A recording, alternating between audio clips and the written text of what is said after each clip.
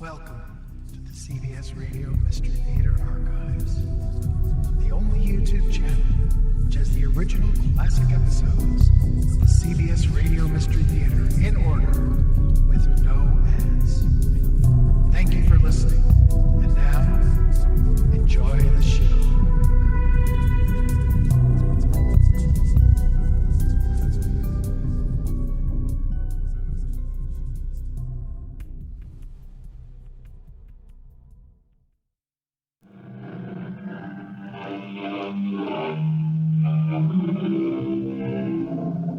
Come in.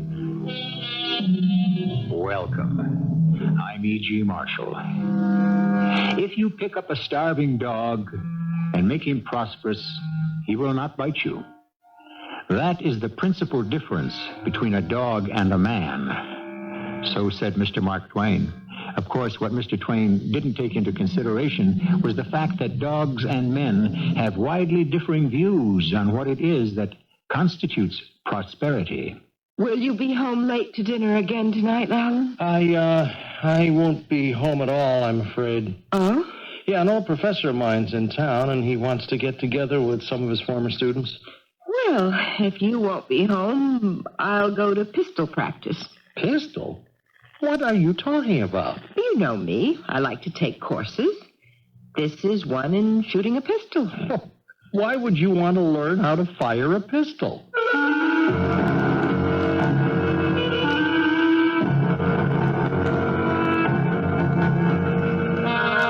Our mystery drama, Diana the Huntress, was written especially for the Mystery Theater by Sam Dann and stars Teri Keane. I'll be back shortly with Act One. Time cools, time clarifies. No mood can be maintained unaltered indefinitely. Time changes us all, or it should. There are those who resist, who hold on, who refuse to let go of yesterday's truths, even though they have been revealed as today's lies. Okay, Mrs. Manley. Now let's look at the target. There, you see? Oh, they're not exactly on the bullseye, are they, Sergeant? No, ma'am. They're between the outer edge of the bull and 4 rings. But you see this? What's that? Well, it's a cluster, what we call a group. All the bullet holes are together. Now, that is what is important. Why? Because it means I'm sending all the shots into the same place. Oh, I see. Now, my gun throws slightly to the right. Now, if I adjust it more to the left, I'd have the center of the bullseye. So, well, now, you ready? Ready as I'll ever be. Now, you remember that deep breath. You just hold it and you squeeze. All right, now find the target. Now hold it. Squeeze.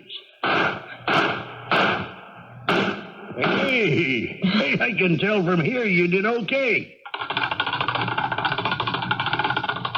Well, we look at that target, huh? Well, it's a nice group. A little bit high, but that's okay.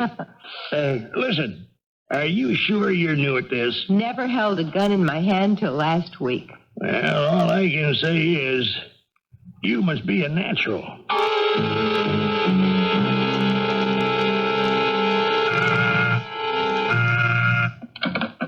Yes. Your wife is here. Well, tell her to come in, Janet.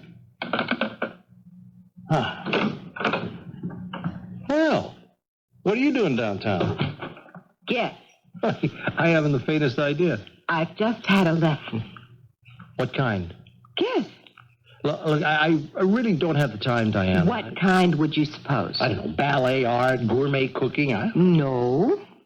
Well, what kind of lessons do housewives take these days? I take basic finance and money management, principles of law, computer analysis, and programming.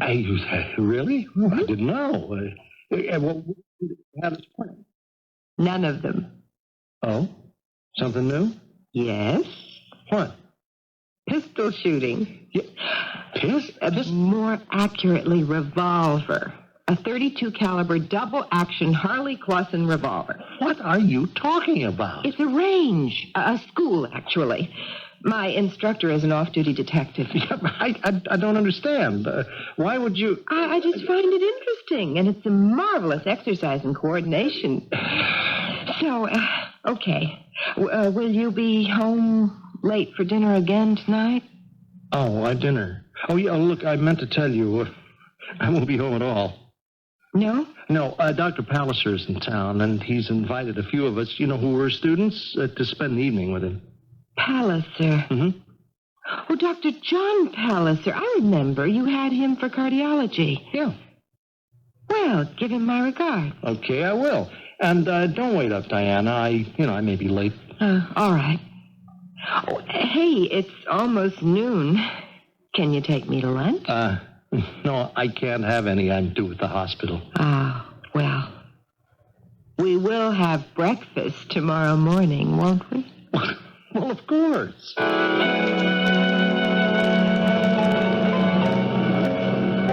Alan? What is it, Janet? No, I don't suppose you have. You don't suppose I have what? If you had, we'd be talking about it, wouldn't we? Oh. Yes. Oh. Look, Janet, I am going to do it. Of course you are, darling. Of course. Hey, look, I mean it. Let's not talk about it. I am going to ask her for a divorce. Now, there is no two ways about that. I said, let's not talk about it. Why not? A woman like me, I suppose I could be called the other woman, is in a very awkward position. Oh, Janet. It's what your sports reporters call a no-win situation, isn't it? Please, Janet. If we continue to talk about it, I'll have to ask you when. And soon I'll be nagging you, won't I? Janet, I have every intention. And then I shall be like your wife, who nags you all the time. And you shall say to yourself, where is the improvement? And that's the end of me. Janet, I love you. And I love you. I just can't live with her any longer. Then don't. But it's easy to say don't. We have been married for 15 years. You don't know how hard she worked to put me through college and then through medical school. I'm sure she worked very hard. And look, there were some lean times when I was doing my residency, when I first went into practice. Yes. Well, it's only been recently that I've been making some decent money. And now? Janet, I have to do it. But at my own pace and in my own way. Of course. Just bear with me a little bit longer. I just have to get used to the idea. That's all.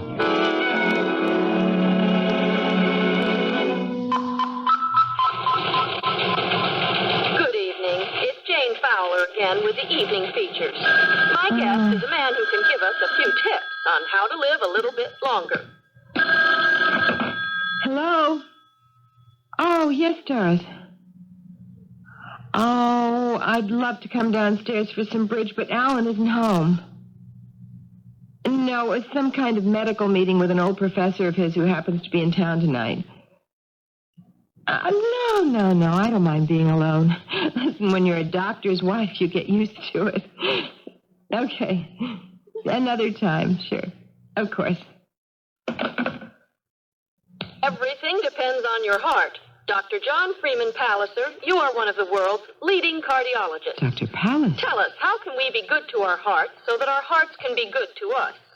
Basically, it's a matter of common sense. Dr. Palliser. Taxi! Taxi!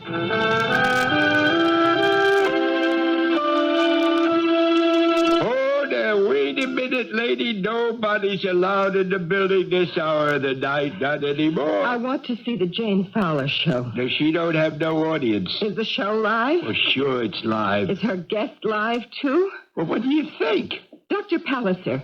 Is he here? Oh, yeah. Oh, hey, the show is over. Here they come right now. Certainly a remarkable show, Dr. Palliser. A lot of listeners are going to live longer who heard it. Yes, that was Dr. Palliser. That was Dr. Palliser. I love everything about you, Janet. You're fresh, you're new, you're exciting. You're something new to me, too. I want to go places. Take a year, 2 years, travel, see the world. And what about your practice? I've always wanted to be a sailor. What's the difference now? Anyway, come on, let's get out of here. All right. Shall we go to your place? It's late. Well, if it's late for you, then... No, not for me. What about her? Oh, well, she thinks I'm having a sort of medical meeting tonight. All right. What's that tone I detect in your voice? I wasn't aware of any particular. Oh, yes. Yeah. Come on, what are you thinking about? I'm just thinking how nice it will be when we're close together. Now, you are also thinking of something else. Yes. I also think you want to get caught. How can you say that?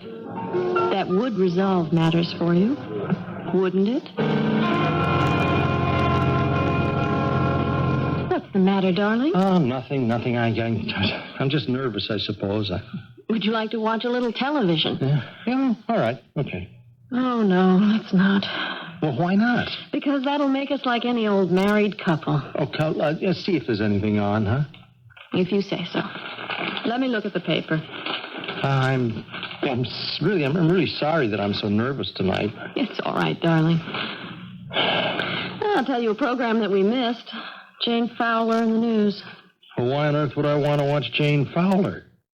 Why is the name Palliser familiar? Palliser? Oh, yes. He's a sort of gray eminence, the old professor you're supposed to be with tonight. Yeah, well, what about him? He was Jane Fowler's guest this evening. He was? Oh, no. Here, let me see that. Oh, no, it can't be. I told Diana that I was going to be having dinner with him tonight. Yes. Oh, all the dumb luck. She watches that stupid program, too. Does she?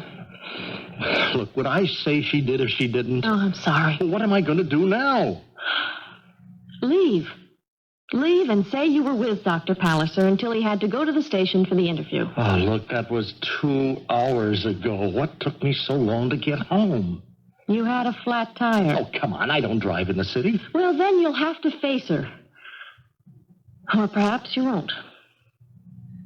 What do you mean? Maybe she'll let it go. Oh, no. Not Diana. Oh, no, not her. Can you be sure? Maybe she doesn't want to face the prospect of a divorce either. What do you mean, either? Look, I'm willing to face it. All right. What does that all right mean? I better not say another word. It will have to be the wrong one. Janet, what am I going to do? Don't ask me. The reason the reason I'm having trouble asking her is, well, I don't know what she'll do when I say it to her. I don't know how she's going to handle it. Alan, she'll have to accept it. Accept it the way a modern, intelligent, civilized woman would. Oh, boy, these things sound so glib, so pat. Oh, darling, what can I tell you? Suppose she does find out, huh? What is she going to do? You'll have to wait and see, won't you? Yeah. Yes, I guess I will. Darling, let me make you something warm to drink. No, I'm all right. Well, maybe I'd better be getting home.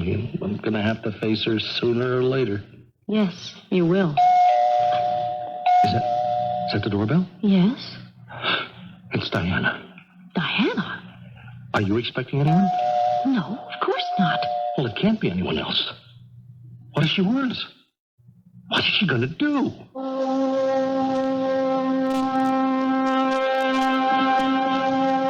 A good enough question on which to end our first act. And what is she going to do? She seems to be a rather volatile lady, no? And we know she's a rather good markswoman with a revolver. Does this mean We are in for fireworks in Act 2. We'll find out in just a few minutes.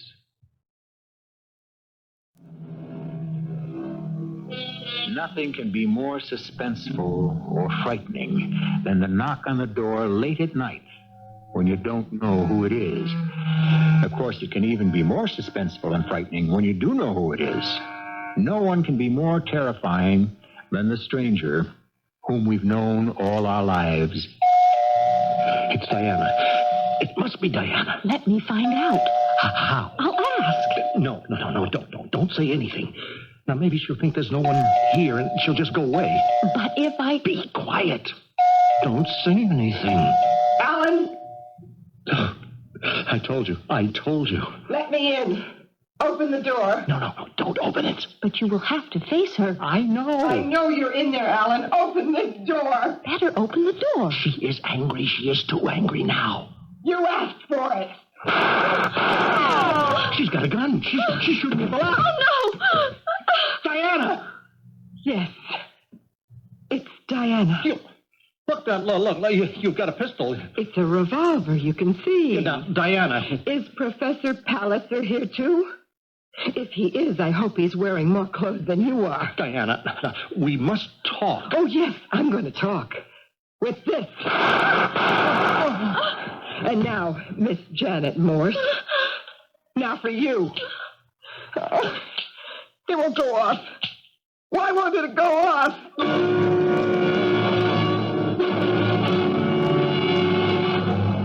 Mrs. Manley? She shot him. She wanted to shoot me, too. Mrs. Manley, Carl, take a look at him. Where's your phone? It's you, Sergeant Davis. Imagine you here. Yes, sir.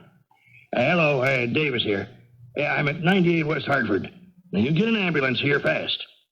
Is he still breathing, Carl? Yes, he is. Yeah, it's a shooting, all right.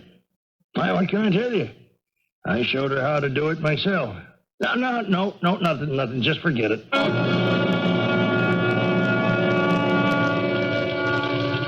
crying out loud, Mrs. Manley, why? He was cheating on me. Okay, but couldn't you... Couldn't I what? Well, couldn't you just get a divorce? No. You don't understand. Okay. You tell me. I met him. He was nobody. Everybody thought he was nobody. I thought he was somebody. I worked. I put him through school. You don't know how I worked. I waited on tables in department stores, long hours. For what? So he could become a doctor. Now he's somebody. I made him into somebody. Why should she have him? What did she ever do for him? Well, she says you tried to kill her, too. Yes, I would have. The gun was empty. All right, Mrs. Manley. Is he alive? The hospital says he's critical. I'm sorry. I should have killed him. You don't mean that. I don't know what came over me. All of a sudden, I must have gone crazy. Well, Detective Harley here has taken down everything he said. And that could be your statement. Are you willing to sign it? Why not, Sergeant? It's the truth.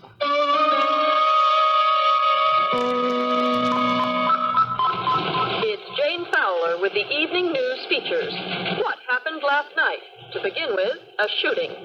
Dr. Alan Manley, noted cardiologist, and as fate would have it, a former student of my guest last night, the famous Dr. Palliser, was gunned down by his wife, Diana, who caught him with his very delectable nurse, Miss Janet Morse.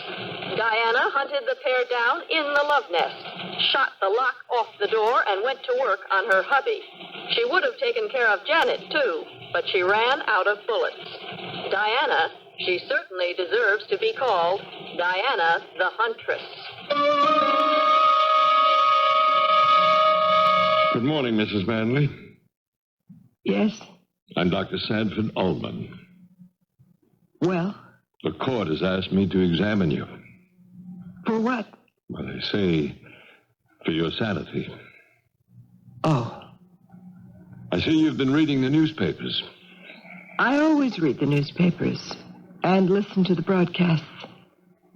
I'm very curious about the news. You've even been given a name by the media. Diana the Huntress. Do you remember shooting your husband? When I try hard, I can see a woman shooting him. And who is that woman? She looks like me. But is she you? She has to be me.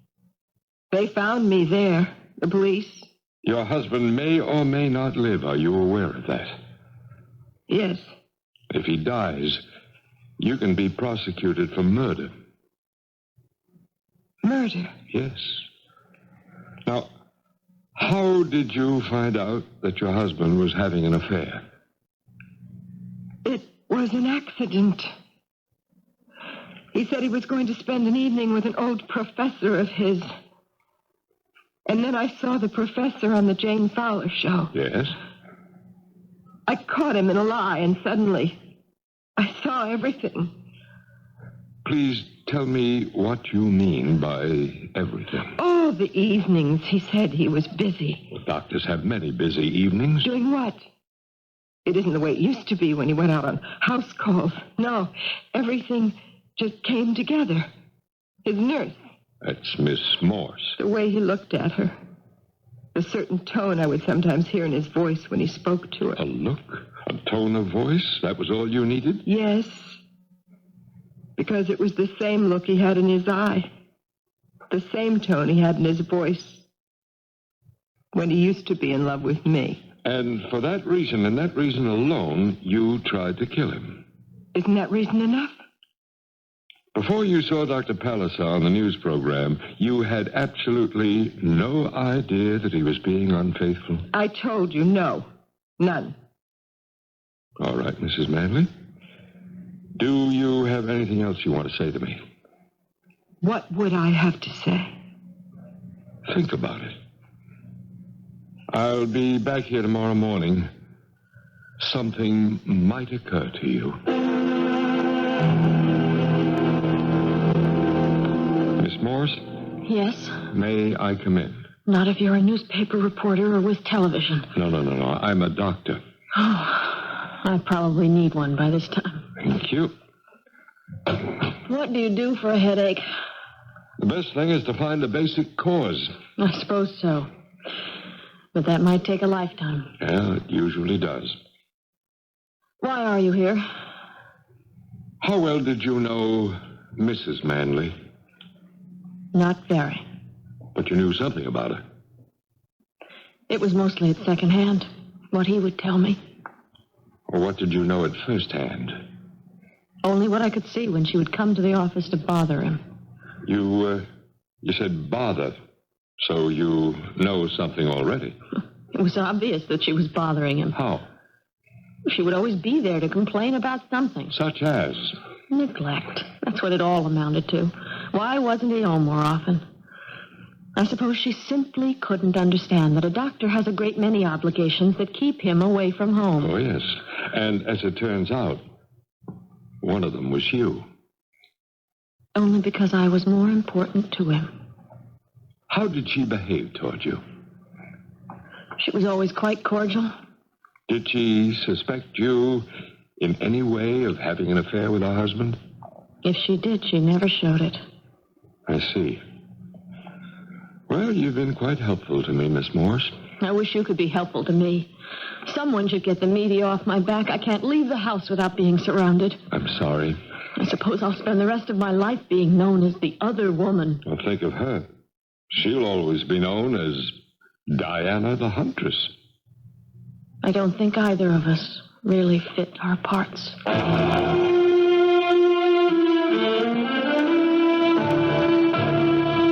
She was standing there, Doctor. You know? Just standing there quietly? As a revolver, it was lying on the floor right by her left shoe where she dropped it. And that was the scene when you walked into the room? The girl, the nurse, Miss Morse, she was hysterical. Well, who could blame her? She kept repeating, she shot him, she shot him. She wanted to shoot me, too. But Miss Manley just stood there staring. Staring at what? I don't know. Maybe at nothing, like she was in a trance.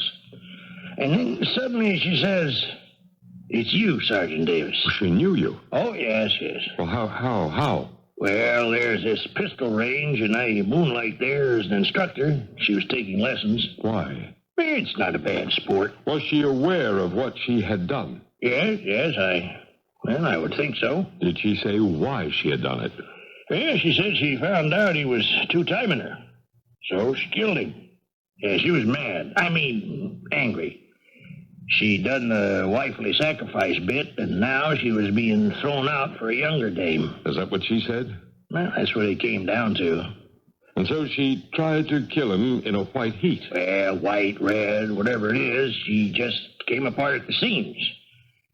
If he dies, will it be temporary insanity, Doc? That's what we have to find out. I only have a few minutes, Dr. Allman. I must make it plain. How can I help you? Dr. Palliser, do you remember a student by the name of Alan Manley? Manley. Why is that name familiar? Oh, yes, it's been in the news. His wife tried to shoot him. Do you remember him? Is he that Manley? Which Manley? Don Juan Manley. He had a reputation for being quite a lady killer. I suppose the reverse was almost true. Is he going to live? Well, he's still on the critical list.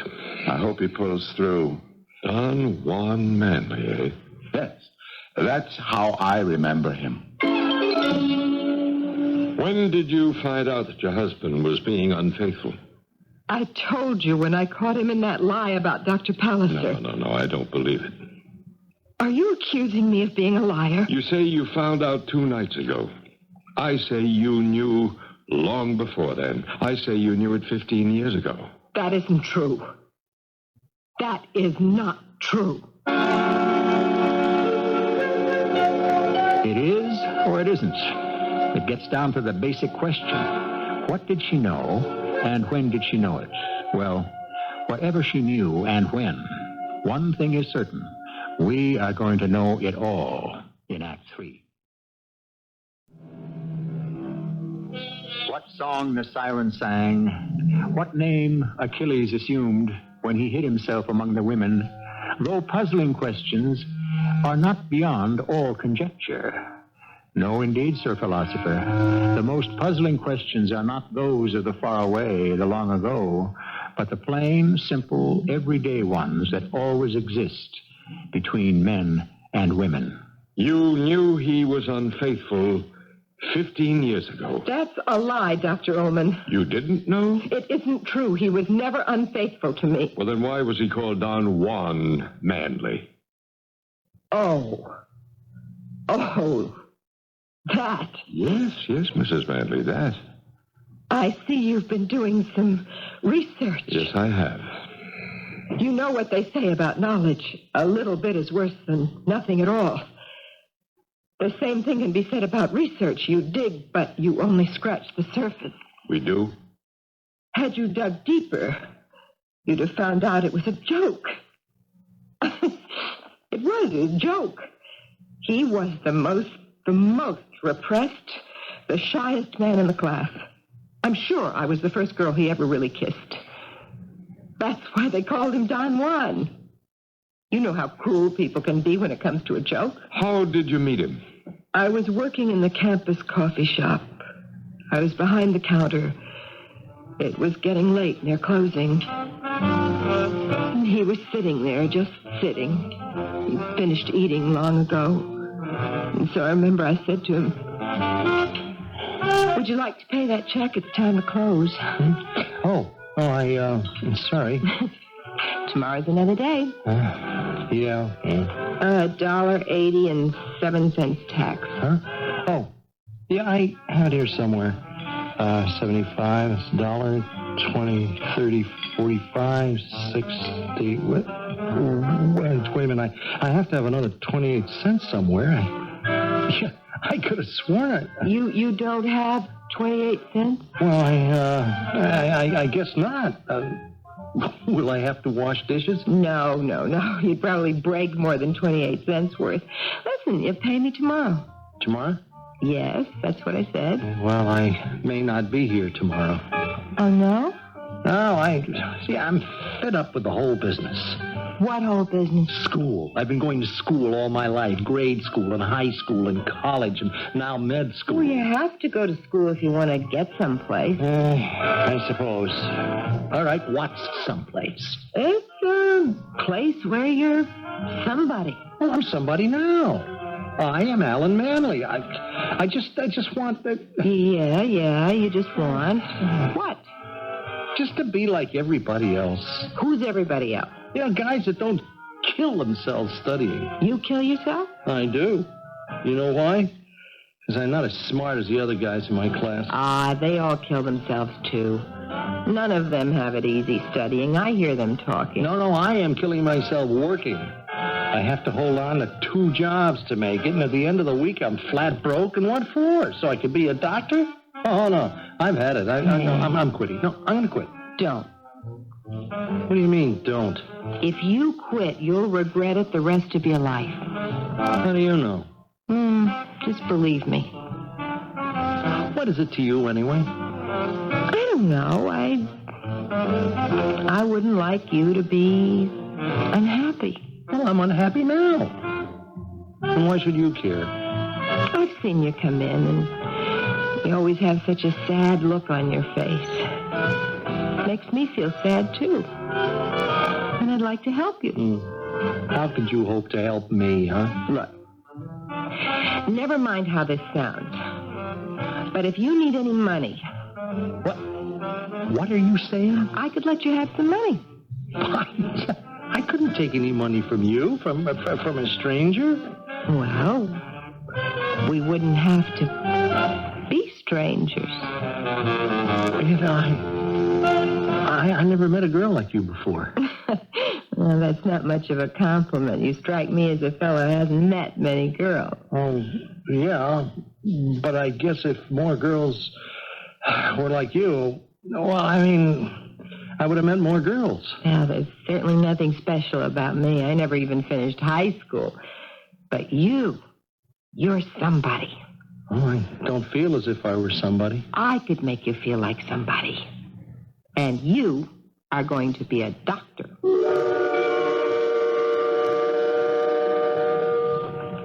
And he became a doctor. Yes. I worked at 2 jobs. We were married. I worked all the time, but he went through school. It wasn't easy. Yes, I know. I know what it is to go to medical school. But you don't know what it is to go to medical school and do a day's work at the same time. Even though I was always on one job or another, it wasn't enough. He had to find something, too, and lots of times I'd come home and find him fast asleep over his books. Hey. Hey, come on. Get up. I'll make you some coffee. What? You fell asleep. Oh, boy, I am so tired. I know. You know, I had to put in 4 hours with that road crew. Well, but it pays good money. Oh, there is no such thing as good money. I want to go to sleep. No, you can't. Why can't I? You've got your anatomy exam tomorrow. Give me the book. I'll quiz you. Come on, I'm too tired. All right, then take a cold shower. Just leave me alone, will you? Now, they're going to ask about the chest. Start with the xiphoid process.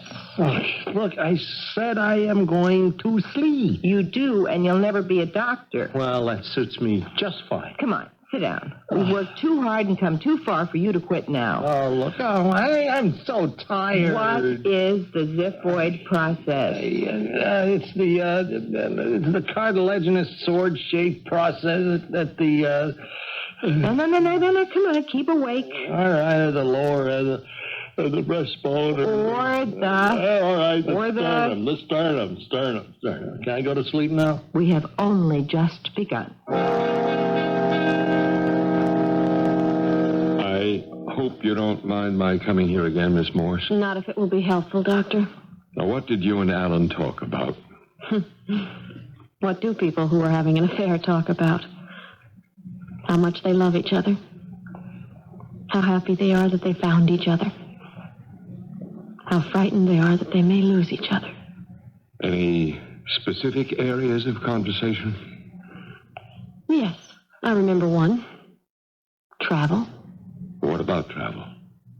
He spoke about getting away more often. On vacation? No, these would be more than vacations. Trips. Lengthy trips. A year, 2 years. And what did he say he would do about his medical practice? He didn't say. He would get a faraway look in his eyes and say, I've always dreamed of being a sailor. A sailor? Yes.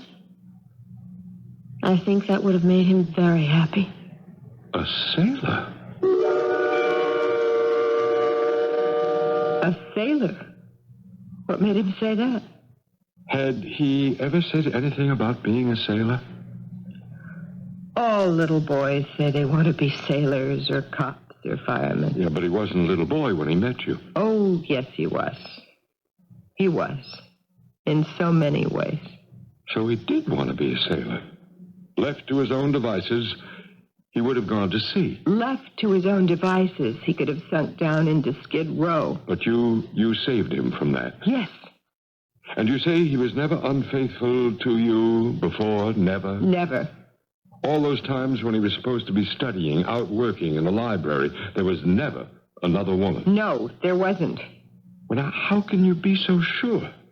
After all, you only caught him by accident this time. It isn't true.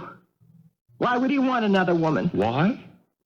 To get some quiet, to get someone soft and gentle who would let him alone. You're lying. No, am I? Just look at you.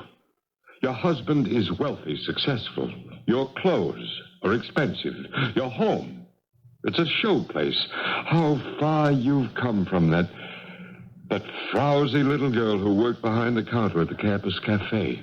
What are you talking about? I'm talking about a girl who had nobody and nothing. Yes, oh yes, she had one thing. Ambition. But what could she do about it? One day, a young man came into her life. He had an opportunity to go places, but absolutely no ambition. And so she decided to supply it for him. You're talking about me. Of course I am. And if I did decide to give him some ambition, make him work hard, what's the matter with it? Nothing. Provided it doesn't go wrong, go bad. With you and Alan Manley, it did. That isn't true. Well, then why are we here? Why are you being held in prison? And why is he lying at death's door in the hospital? Because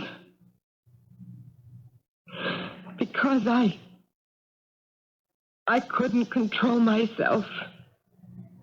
It just came over me when I found out. You found out a long time ago. No.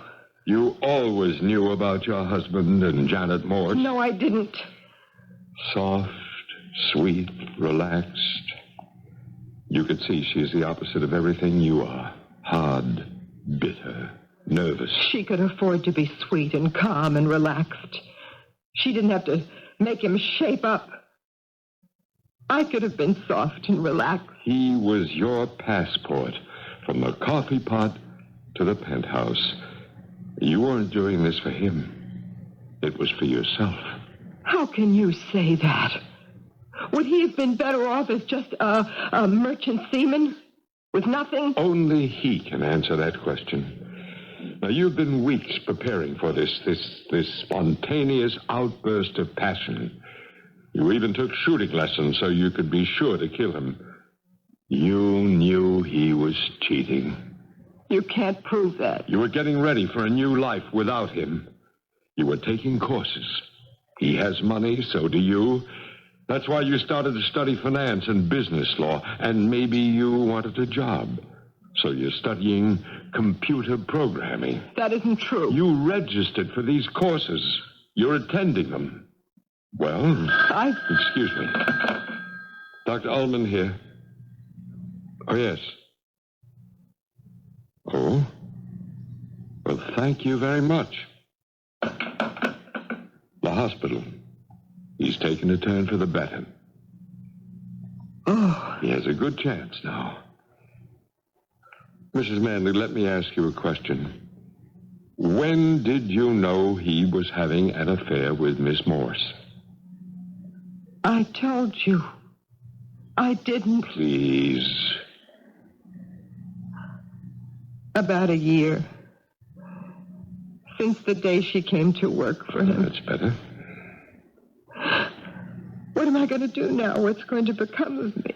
Instead of shooting him, why didn't you ask yourself two very simple questions? First, why did he want to have an affair? Second, why in the space of a year hasn't he asked you for a divorce? I don't know. If he were happy at home, he wouldn't have looked at another woman. And if he were very unhappy, he would have left you. He's where a great many men are, and women too, in betwixt and between. He can go either way. It's up to you. What's up to me? Whom will he choose, you or Miss Morse? What can I do? Can I let him throw it all aside and go to sea? If that's what he wants, she's willing. Oh, what's she got to lose? Everything. Everything, just as you have. Maybe he really doesn't want to go to sea. Maybe he just wants to know it would be all right with you if he did. And suppose I were to say yes, and he went. Well, that's the chance you take, isn't it? Or would you rather nourish your grudges and nurse your hatred and try to shoot him again?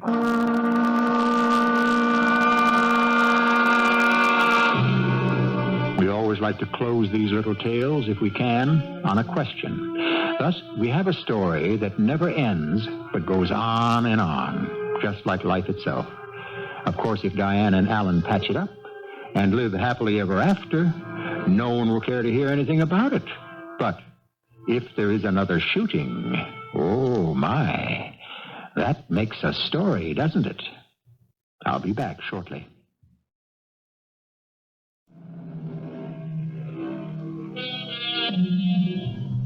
Sacrifice. Literature and life are filled with stories of noble sacrifice, of people who gave up everything for one another. And there is a certain aura of nobility attached to it. The word sacrifice itself in Latin literally means to make something sacred. Sacred to whom? Can it truly be a sacrifice if there's an ulterior motive and you really enjoy doing it? I'm not being cynical, just curious. Our cast included Teri, Keane, Earl, Hammond, Jada, Rowland, and Arnold Moss. The entire production was under the direction of Hammond Brown. I hope you enjoyed this episode of CBS Radio Mystery Theater.